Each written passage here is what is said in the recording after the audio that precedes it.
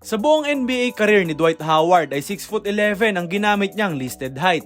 Isang dominant center in his time sa Orlando Magic, Dwight made out a living sa kanyang athleticism swatting shots away, grabbing double-digit rebounds kada laro, and hammering down alley-oops sa kanyang mga kalaban. Naging 3-time Defensive Player of the Year nga si Howard dahil sa kanyang shot blocking ability na hindi napantayan ng kahit sino through 2009 to 2011. Si Dwight din ang naging rebounding leader sa buong liga ng 5 magkakaibang taon. Kaya naman nang mailabas ang article na ang totoong height lang ni Dwight Howard ay 6'9", ay talagang ikinagulat yan ng lahat. Kumbaga, ginawa lahat ni Superman ang feats na nasabi ko kanina despite being 2 inches shorter compared sa kanyang listed height. Ganun na nga lamang kataas tumalon ng player na ito, GOAT fam.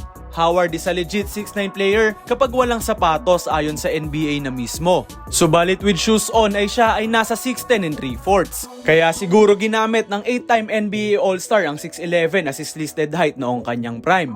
Bukod kay Dwight Howard ay meron pa ako ditong 2 players na nandaya rin ng height, GOAT fam.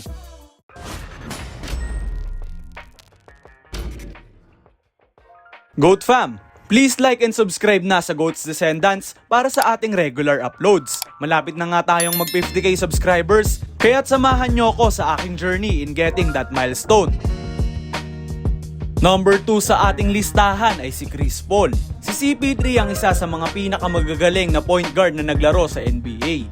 Isang matinik na floor general na inaangat ang laruan ng kanyang teammates dahil sa kanyang elite playmaking at basketball IQ. Paul trained himself na maging ganito dahil at the end of the day ay 6'1" lamang ang kanyang listed height. He is undersized kaya naman true playmaking ang hinasa niya sa kanyang laro para magkaroon ng living out of basketball na pangmatangkad na sports. But here is the case. Sa isang article na inilabas noong 2019 ay napag-alaman na si CP3 ay actually 5'11" lamang. He is 2 inches shorter sa kanyang listed height na 6'1" na inirecord pala noon with shoes on. Sa remeasure na ginawa ng NBA ay officially, si Paul ay 5'11 and 3/4 barefoot. Pero bago pa nga magkaroon ng official remeasurement ay marami na ang duda na shorter than 6'1 talaga si CP. With some other fans pointing out na 5'11 lang sila, yet kasing tangkad lang nila si Paul kapag nakikita ito in person. Pero ayun na nga GOAT fam, ang point guard ng NBA ay officially under 6 foot lang talaga, making all his feats na sinabi ko kanina more impressive.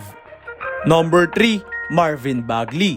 Kung may pinakamalaking difference sa listed height at actual height na report ng NBA, ay si Marvin Bagley nga ang una sa listahan dyan, GOAT fam. Drafted noong 2018 ng Sacramento Kings as the 2nd overall pick above Luka, inasahan si Bagley na maging big man of the future ng Sacktown.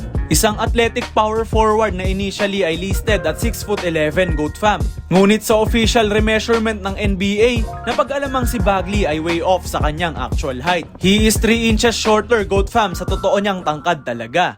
Marvin Bagley is just 6'8" barefoot at ever since that remeasurement ay 6'8 or 6'9 na lang ang ginagamit niyang listed height. Naging draft bust nga ang former number 2 pick na ito. And ever since his Sacramento days ay napunta sa mahihinang teams ng Detroit Pistons at Washington Wizards. Napag-alaman man ang totoong height ni Bagley ay hindi pa rin maitatanggi na sobrang athletic ng 6'8 forward na ito. Kaya naman may time pa si Bagley at 25 years old na i-modify ang kanyang laro para maging isang serviceable na role player in the long run para sa kanyang career.